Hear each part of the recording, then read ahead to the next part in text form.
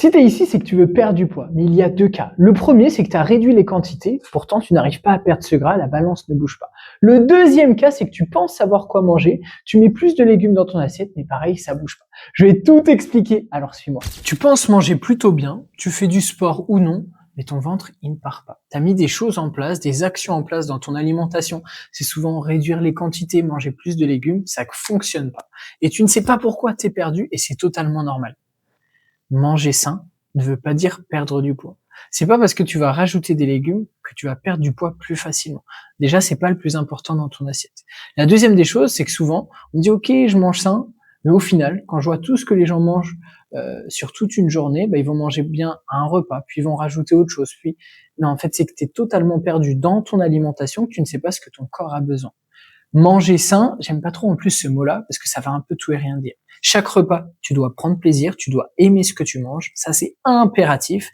Et la deuxième des choses, c'est que ça doit correspondre à ce que ton corps a besoin. Donc c'est pas rajouter 3/4 de légumes dans ton assiette qui va te faire perdre du poids, parce qu'au bout de 2 semaines, t'en auras marre et tu vas arrêter. Ce qui est très important, c'est d'avoir une bonne source de protéines, une bonne source de glucides et une bonne source de fibres. Déjà, si tu as ça dans tes repas, c'est une base, et maintenant ça va s'aiguiller par rapport à tout ce que tu as besoin sur la journée. Le reste des enfants, ça compte aussi. Si toi, tu manges ton assiette, tu avais tout prévu, tout est nickel, qu'ensuite, tu manges du fromage, ton enfant, il en veut plus, tu rajoutes, etc. Bien sûr, tu vas être en excédent calorique, tu vas manger trop de calories, et à la fin, tu vas prendre du poids, et pourtant, tu as l'impression que t'as pas pris grand-chose ou quoi que ce soit. Non, faut pas hésiter, si tes enfants terminent pas, c'est pas grave, ça sera pour le lendemain, pour le repas du midi ou quoi que ce soit. Faut pas gaspiller, mais faut pas aussi que ça t'impacte négativement. Si à chaque fois tu termines leur assiette et que toi tu prends 1 kilo derrière, en termes de même d'image envers ton enfant, c'est pas quelque chose de positif. Donc il ne faut pas gaspiller, mais il faut le garder pour plus tard. Sauter un repas, ça fait un petit peu l'effet boomerang. Ton corps, lui, ce qu'il aime bien, c'est de la constance. Si à un moment tu lui donnes beaucoup de calories, plus rien, tu lui donnes un peu, plus beaucoup, plus du tout, et ton corps il comprend pas. Ça va te donner une dalle énorme, c'est-à-dire que soit le midi, soit le soir, tu vas manger beaucoup plus sur un repas, et c'est là où tu vas stocker. Quand tu vas pas manger, ton corps, il va réduire son métabolisme. Donc au final, qu'est-ce que ça va faire? Tu auras l'impression peut-être de manger bien le soir, de manger plus en quantité, mais tu ne vas pas perdre du tout. Et au bout d'1 à 2 semaines, ça va continuer dans ce schéma-là. Tu vas soit stocker encore plus, donc tu vas prendre du poids alors que tu manges moins, et que pour que la machine se relance, ça va être encore un petit peu plus compliqué. Donc sauter le petit déjeuner, c'est pas grave du tout, mais il faut que tu manges dans ta journée. C'est pas grave si tu manges pas de petit déjeuner tant que tu as une collation l'après-midi, que tu as tes 2 gros repas de la journée, faut juste que ça convienne à toi.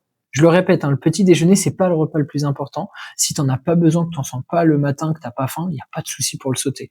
Mais si tu sautes ton midi et que tu manges trop le soir, oui, là, ça va jouer beaucoup. Manger en pilote automatique. Je vois souvent ça, avec le travail qui s'enchaîne, avec plein de choses. Tu manges au restaurant avec tes collègues ou avec ton métier de base. Tu manges en automatisme. Tu t'en rends pas compte et au final, tu manges des énormes quantités ou sinon, tu manges des choses très caloriques et au final, tu as même faim encore après ton repas ou c'est même de la gourmandise et tu vas stocker du gras. Non. Quand tu manges, rends-toi compte que tu manges, prépare en avance ce que tu as besoin. Si tu es au restaurant, tu as juste à comprendre ce que tu as besoin dans ton assiette pour avancer dans tes objectifs et ça va être clair et net.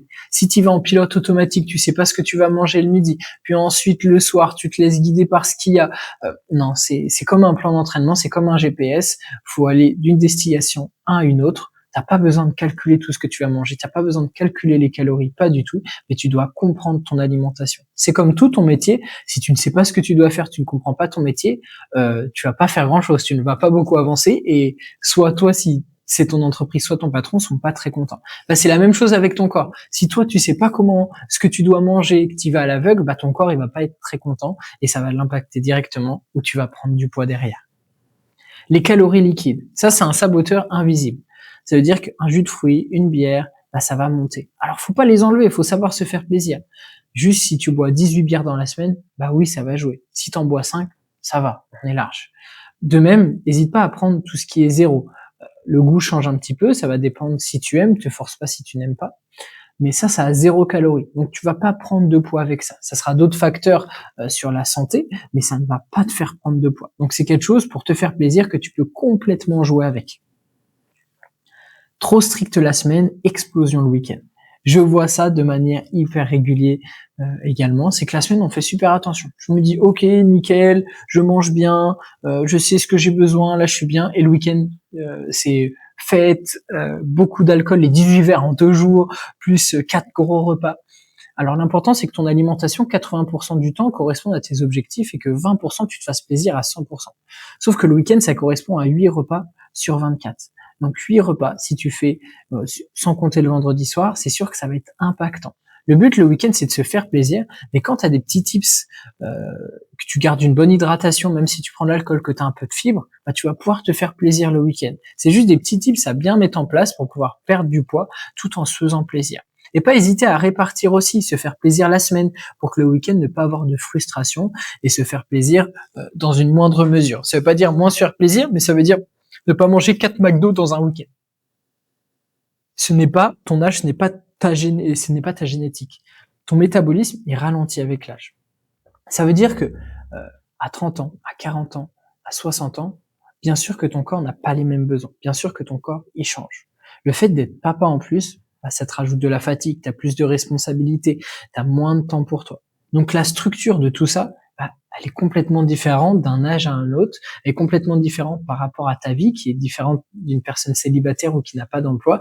Et ça à prendre en compte. C'est un facteur hyper déterminant dans tes objectifs à ne pas oublier.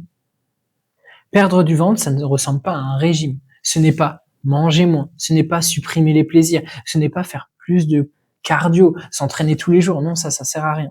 Des protéines, des fibres, des glucides dans tes 2 gros repas de la journée.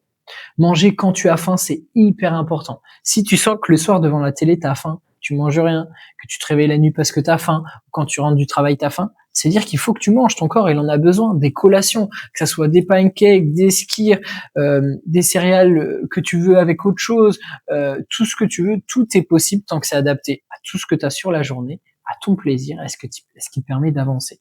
Donc si tu as faim, mange, c'est un facteur hyper déterminant. Si tu as faim, que tu ne manges pas, c'est là où tu vas doubler tes quantités et souvent tu vas aller même vers de la facilité. Un plan adapté à ton rythme. Perdre du ventre sans sacrifier ta vie de famille, sans régime extrême, sans compter chaque calorie, c'est possible. Il te faut une structure claire, pas une contrainte de plus. De nouveau, c'est comme dans ton travail. Si on te dit, OK, tu dois faire ça, mais tu dois faire ça en plus, dans ça, tu dois faire ça, et qu'on te rajoute plein de contraintes, à la fin, tu dis juste, oh, ça me fait chier de le faire. Là, c'est la même chose pour ton alimentation. Si tu dis, oh, je vais faire ci, mais en fait, je vais manger des brocolis qu'avec du poulet, en fait, je vais pas manger comme mes enfants et ma famille. Bah, en fait, au bout d'une semaine, tu vas arrêter parce que tu en auras marre. Plus c'est simple, plus tu vas pouvoir continuer facilement, et plus c'est sûr que tu vas pouvoir atteindre tes objectifs et les garder sur la durée. Le simple sera toujours la meilleure solution. Et pour ça, il faut adapter cette simplicité à ta vie et à ton plaisir. Et là, tu es sûr d'avancer dans la bonne direction. Donc, ce qu'il faut bien que tu retiennes, c'est protéines, glucides, fibres dans tes 2 gros repas. Si tu sautes des repas, n'hésite pas à manger à un autre moment, avoir 2 gros repas au moins dans ta journée. Le petit déjeuner n'est pas obligatoire. Il te faut de la structure. Dans la structure, ça veut pas dire compter les calories, ça veut dire comprendre ce que tu as besoin dans ton assiette, comprendre ton corps pour être sûr d'avancer dans la bonne direction et que ça s'intègre parfaitement à ta vie de papa. Donc si tu as la moindre question, n'hésite surtout pas à aller sur mon Instagram en description, m'envoyer un petit message et j'y répondrai avec grand plaisir pour que tu puisses avancer dans tes objectifs. Alors c'est parti, pas d'excuses, avance dans ta perte de poids et tu seras très vite très fier de toi.